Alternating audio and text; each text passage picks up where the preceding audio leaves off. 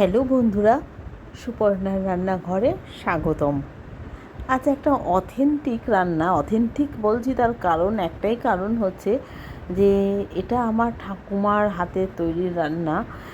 কেননা আমার মার বাপের বাড়িতে এই রান্নাটা হয় না, এবং আমরা ঠাকুমার শ্বশুরবাড়ি না বাপের বাড়ির রান্না আমার তা জানা নেই। তার কারণ ঠাকুমা তো অনেক বছর হয়েছে মারা গেছেন। তো এই যে এঁচোড় দিয়ে ডাল, এটা কিন্তু একেবারেই ঠাকুমার হাত থেকে আমার মার হাতে এসেছে। মার হাত থেকেই কিন্তু আমরা ধীরে ধীরে সকলে শিখে নিয়েছি। প্রথমে সর্ষের তেলের মধ্যে শুকনো লঙ্কা, তেজপাতা আর ফোড়ন দিয়ে একটু সাদা জিরে দিয়ে আমরা সেদ্ধ করা এঁচোড়ের খানিকটা কিছুটা, মানে এঁচোড় তো অনেকটাই সেদ্ধ করা রয়েছে, দিয়ে তার মধ্যে একটু আদা দিয়ে ওটাকে একটু নাড়াঝাড়া করে নিয়ে ডালের মধ্যে সেদ্ধ করা মটর ডাল আর একটু হিং ফোড়ন দিতে হবে। যে হিংটা দিচ্ছি আমি এখন, চিনি, নুন, হলুদ এগুলো তো আপনারা প্রত্যেকেই ডালে যেমন দিয়ে থাকেন দেবেন। তো এখানটায় একটু চিনি যাবে, তার কারণ হচ্ছে যে পাশে একটা আম ডাল হচ্ছে, তারও প্রসেস দেখাচ্ছি। দু রকম ডাল আর দুটোই মটর ডাল দিয়ে। তো এই প্রসেসটা দেখার কিছু নেই, বন্ধুরা সকলে খুব ভালোই জানেন, কিন্তু আমি ইঁচড়ের ডালটা যে দেখালাম খুব শর্টে আছে, কিন্তু খুব টেস্ট হয়। আর অবশ্যই হিং দিতে ভুলবেন না। আমি এর আগেও মোচার ডালও দেখিয়েছি, এবার ইঁচড়ের ডালটাও দেখিয়ে দিলাম। এটা যেহেতু ঠাকুমার হাত ধরে, কাজে ঠাকুমার রান্না বলাই বেশি ভালো। ঠাকুমা কোন বাড়ি, বাপের বাড়ি না শ্বশুর বাড়ির রান্না তা আমার জানা নেই।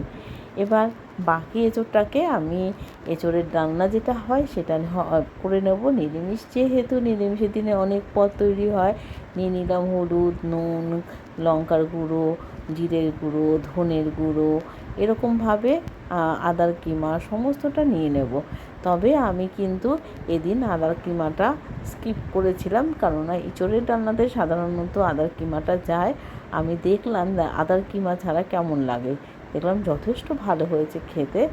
আর এই যে আলুগুলো আপনারা জানেন ভাপিয়ে একটুখানি হালকা করে ভেজে নিয়েছি, দিয়ে দিলাম তেজপাতা আর ফোড়ন হিসেবে সাদা জিরে, আর তার সাথে যে মশলাটাকে একটু জল মাখিয়ে রাখলাম না ভিজিয়ে, সেটাকেও দিয়ে দিলাম। দিয়ে এবার বাটিটা ধুয়ে, বাটি খুন্তি ধোয়া যাইতেই বলতে চান, সেটাকেই দিয়ে একটু জল দিয়ে রেখে ঢাকা চাপা দিলে পরে এরকম একটা সুন্দর কালার বেরিয়ে আসবে।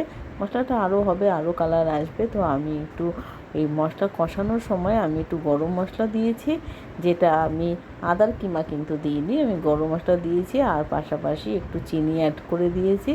এবার একটু জল দিয়ে যে আবারও সেই কালারটা আসলো। এবার আমি ওই সেদ্ধ করা এঁচোড় আর ভেজে রাখা, হালকা করে ভেজে রাখা আলুটাকে দিয়ে নিয়েছি, আলুটাকে কড়া করে ভাজিনি। এই পর্যায়ে আমি এটাকে বারবার করে ঢাকা দিয়ে দিয়ে নামাবো, ঢাকা দিয়ে দিয়ে নাড়বো, আর ঢাকা দেবো, আবার নাড়বো, এইভাবে পুরোটাকে কষিয়ে দেবো। কষানোটা একটু ভালো করে সময় নিয়ে কম আঁচে কষিয়ে নিতে হবে। রান্নাটা সত্যি সত্যি এত ভালো হয়েছিল, নিরামিষ রান্না বোঝাই যাচ্ছিল না। আর সত্যি সত্যি গরম ভাতে তো দারুণ লাগেই। আর যেহেতু ছিল শনিবার দিন সবাই আমরা ভাত গরম খাই, তার একটাই কারণ হচ্ছে দুপুরে ভাত হয়। এবার দুপুরে ভাত হলে পরে কি হয়, অফিস থাকে না, তো সবাই গরম ভাত একসাথে খেতে পারি। একটু জল পরিমাণ মতন দেবেন, আপনার বাড়িতে যেরকম লাগে দেবেন। আমি একটু বেশি জল দিলাম, তার একটাই কারণ, যদিও জলটা একটু রিডিউস হবে, আমার পাশাপাশি অনেকগুলো কাজ করব, মানে আমি রান্নাঘরে এখন এই মুহূর্তে থাকবো না, তার জন্য একটু জলটা দিয়ে আমি একটু চা খেতে চলে যাচ্ছি। যে চায়ের বিরতি নিয়ে এসে দেখলাম জলটা পুরোটাই টেনে গেছে।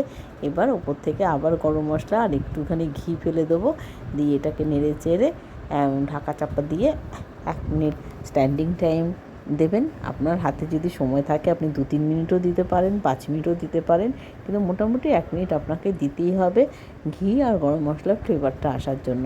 গ্যাস বন্ধ করুন আর এভাবে ঢাকা চাপা দিয়ে রাখুন।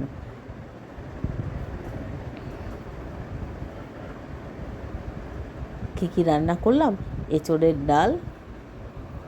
শনিবার মানে নিরামিষের দিন একবেলার জন্য কত রান্না করতে হয়। শুক্তো, যেটা আমি দেখাইনি। আচ্ছা, এটা হচ্ছে এঁচোড়ের ডালনা, যেটা দেখিয়েছি। আর এঁচোড়ের ডাল তো দেখালাম।